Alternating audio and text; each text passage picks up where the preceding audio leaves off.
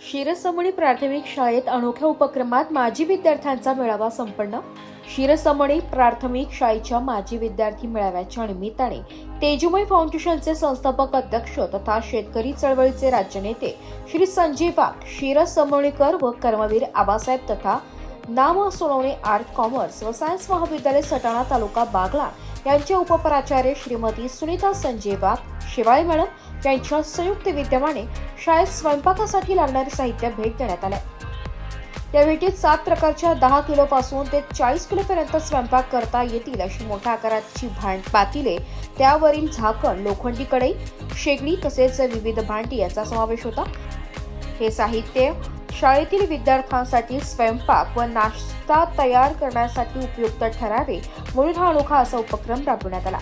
तसेच या कार्यक्रमाच्या निमित्ताने आज दिवाळीच्या शुभप्रसंगी विद्यार्थ्यांसाठी विशेष नाश्त्याचे आयोजन करण्यात आले।